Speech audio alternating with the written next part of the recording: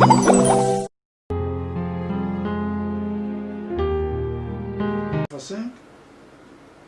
15 ans. Et ça, d'abord, les chiffres même m'ont beaucoup marqué. Pourquoi 5, 5, 15? Et au bout de la deuxième phase de la première phase, il était question que j'aille faire une licence en mathématiques. Et puis après, on vient me dire non, Saint-Jean a besoin de toi. À la fin de Saint-Jean, on me dit, on va te faire un cadeau, tu vas aller fonder une paroisse. Et cela a duré 15 ans. Alors, d'abord, ce symbolisme de 5, 5 c'est pas un chiffre symbolique dans la Bible en fait, mais dans la vie d'un homme qui passe de 5 en 5, c'est vrai que dans certains pays, les élections c'est tous les 5 ans, tous les 5 ans, bon, ça c'est autre chose. Mais cela m'a quand même marqué, mais le symbolisme de cela, je ne l'ai pas percé encore. Mais c'est le fait que à chaque fois, l'évêque envoie un de ses vicaires me demander, c'est-à-dire me faire participer à la décision qu'il veut prendre. Ça m'a marqué. De telle sorte que toute ma vie durant, avec les prêtres dont j'avais la responsabilité en tant que curé, je ne pense pas m'être imposé à tous ces confrères-là que c'est ce que je dis, c'est ça qu'il faut faire. Je pense que j'ai cherché toujours le point de vue. Le point de vue des laïcs, le point de vue des prêtres.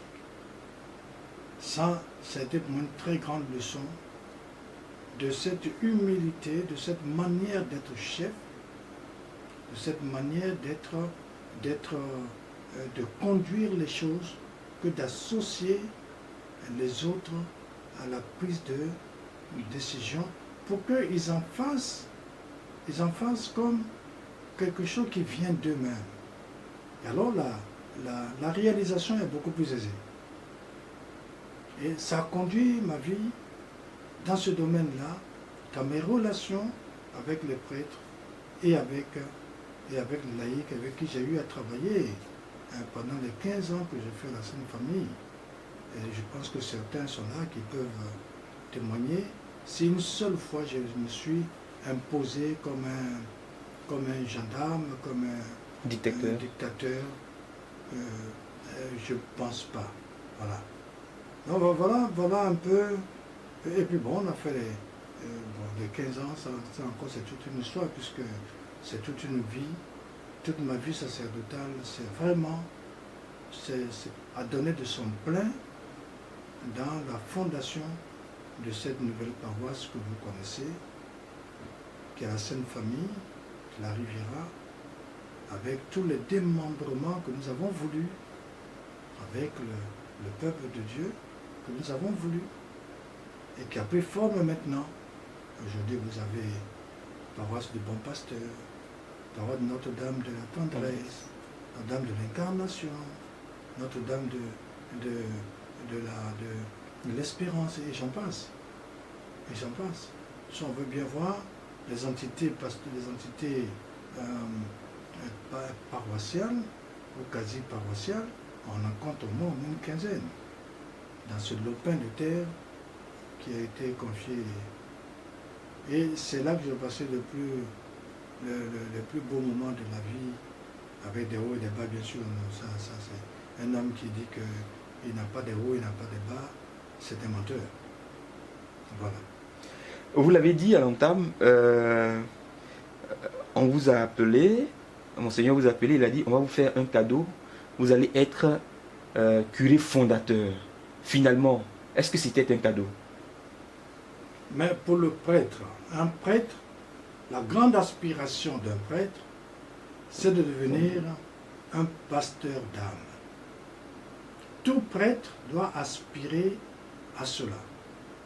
Tu peux être un prêtre professeur, tu peux être un prêtre, je ne sais pas quoi, ceci ou cela, mais la vocation d'un prêtre séculier, c'est-à-dire un prêtre diocésain, c'est d'un jour se voir confier la charge de sanctifier, d'enseigner et de gouverner le peuple de Dieu. Ça, vous l'aviez à Saint-Jean? À Saint-Jean, j'étais vicaire. Ah, d'accord. Saint-Jean, j'étais vicaire. Le vicaire, il est soumis à son curé qui lui donne du travail à faire.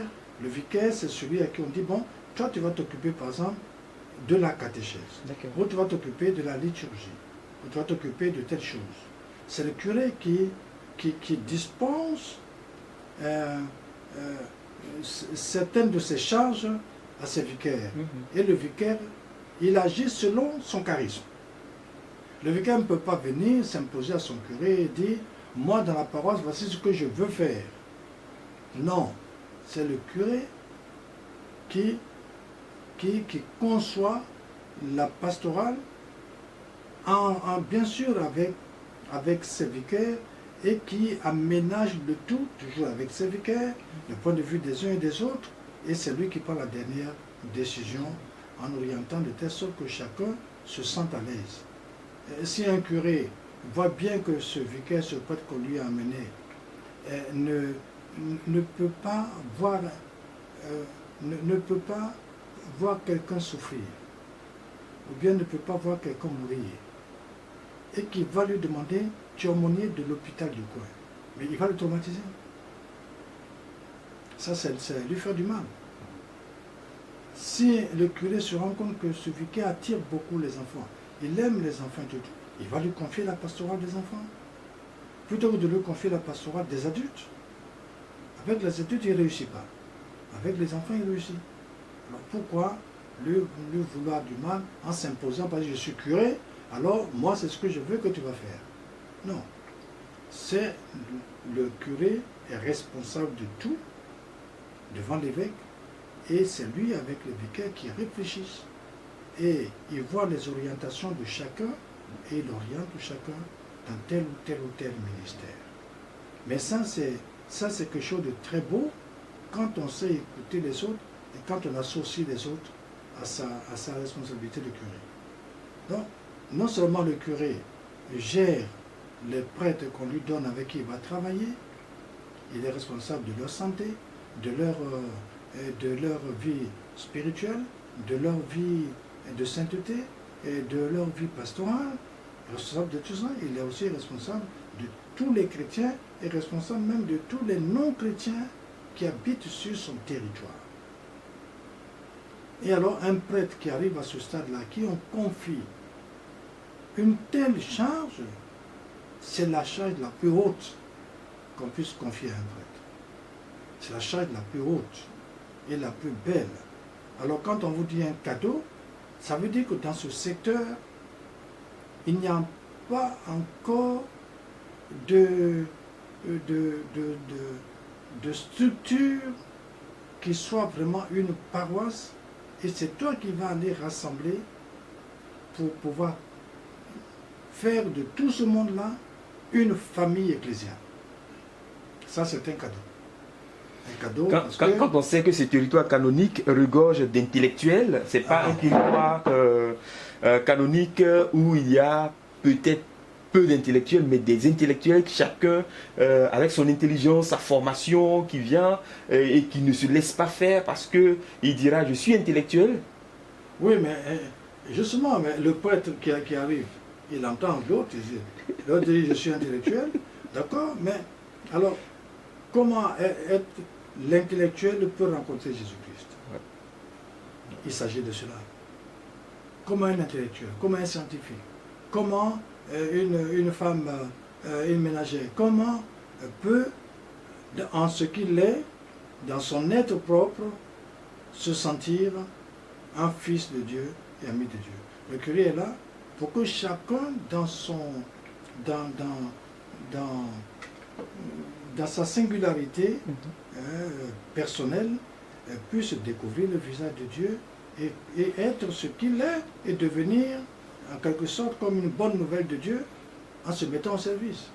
Et finalement, elle arrivera qu'elles sont, ceux avec qui on a travaillé, sont des intellectuels, mais qui étaient heureux de travailler parce que on leur faisait confiance, à tel point que, je crois, le cardinal Yago a dû dire une fois dans un des centres, écoutez, attendez-vous un jour à conduire l'église parce qu'il n'y aura pas toujours des prêtres avec vous.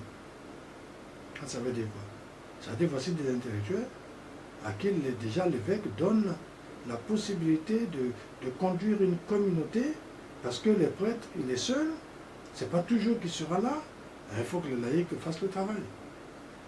On ne peut pas mettre quelqu'un qui n'a jamais, même si c'est un groupe de gens qui n'ont jamais été, qui ne sont pas de gros intellectuels, mais être intelligent ne veut pas dire être intellectuel. Un intellectuel peut ne pas être intelligent. Tout à fait. Une vieille femme, une vieille maman de 90 ans peut être plus intelligent que toi l'intellectuel. C'est avec le cœur, ça. Voilà. C'est extraordinaire. Vous avez remarqué, on va faire le pied-à-terre pour cette première émission, cette première approche de Monseigneur Jean-Baptiste Akouadan, prêtre de Jésus-Christ, aujourd'hui un prélat de sa sainteté le pape, chapelain de sa sainteté le pape François. Et c'est avec lui que nous nous engageons à partir de cette première émission, cette première capsule, à découvrir l'homme, mais à nous redécouvrir et à savoir ce que nous faisons ou que nous ne faisons pas, qui n'ont pas le Christ, mais qui va nous booster, nous aider à plus aimer le Christ. Tel est notre objectif. Sa devise, il a dit, il en avait deux. Il nous les a citées. Dans la prochaine émission, nous allons découvrir ces deux devises et puis les expliquer. Merci de nous avoir suivis. Au revoir. Et lundi prochain pour un autre numéro consacré à la vie sacerdotale de Monseigneur Jean-Baptiste Akouadan. Au revoir. Très bien.